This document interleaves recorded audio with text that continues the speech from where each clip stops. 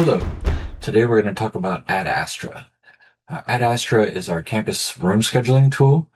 It allows you to see what rooms are being used on campus and lets you request a reservation for an event or a meeting or what have you.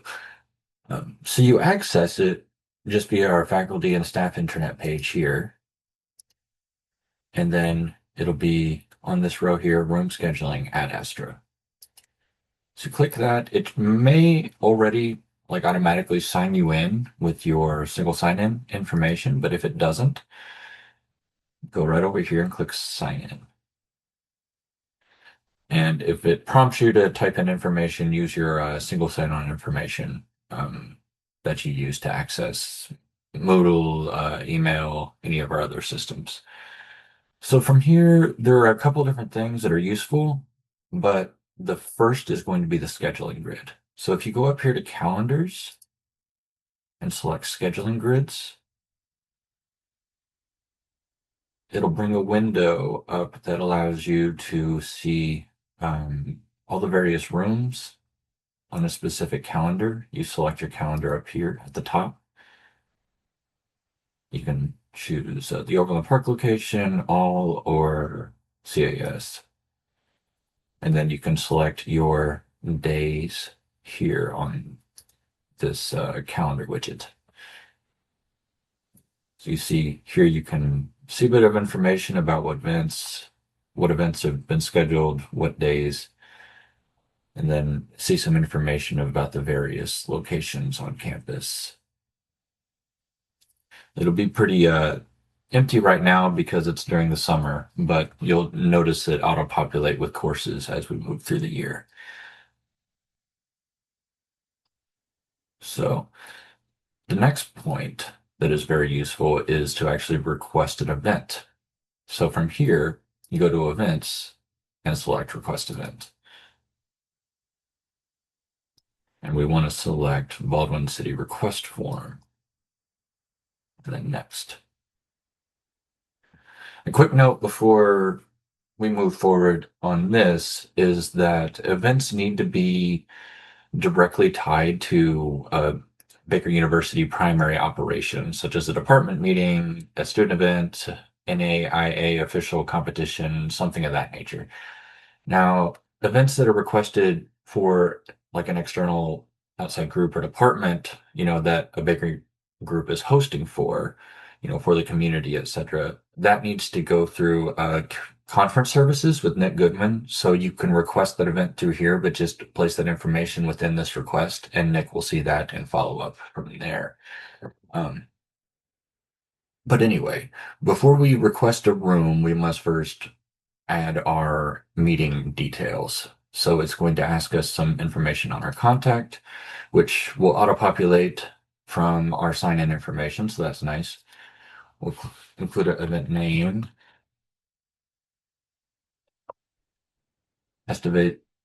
event estimated attendance. We're going to say 20, just a nice even round number. An event type, do your best to find what fits best with your event. It doesn't need to be perfect. It's just something that's going to help provide some information when we're on that scheduling grid and people are looking into it. Type in our event description. It's nice to be as descriptive as possible. You don't want to go way over the board here. It's just, again, it's useful for people looking at the event on our tool here. If you need any additional technology, or if you need something from the maintenance department, please follow the links here and here to request those. Then you can add any additional notes, like specifics on like a equipment need or room need here. Now, this next part that we want to do is add meeting. So here you can select between a single meeting, multiple, or reoccurring if it's going to be like the third Thursday of the month for 3 or 4 months. Or if you know it's going to be 3 or 4 specific days, you can select multiple. Today we're going to select single. We're going to do the time. We're going to start with that. We're going to go, let's go to September 15th. And I'm going to require a room. It's not private. It's not featured. The max attendance we think is going to be 30. And we will add our meeting. So from there, now it's got all of our meeting information. Now we can officially request our room. So we go over here, request, and now it'll populate a list of rooms that are available for that location. And you can see it sometimes if you've selected multiple or reoccurring, it'll show rooms that have a conflict and the number of conflicts that you have here in this column. Otherwise, you can see some details by hovering this icon here, and then you can actually follow this URL to see a little bit more details on the room. They're not perfect, but they are helpful. One last note is that there are certain rooms that require additional level of authorization or approval before they can officially be requested.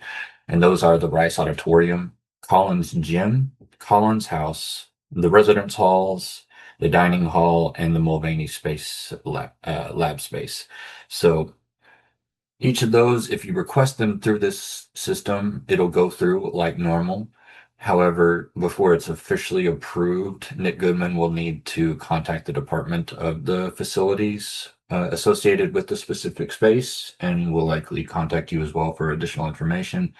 So there's just an additional step there. So be mindful of the additional time it'll take to go through that entire process.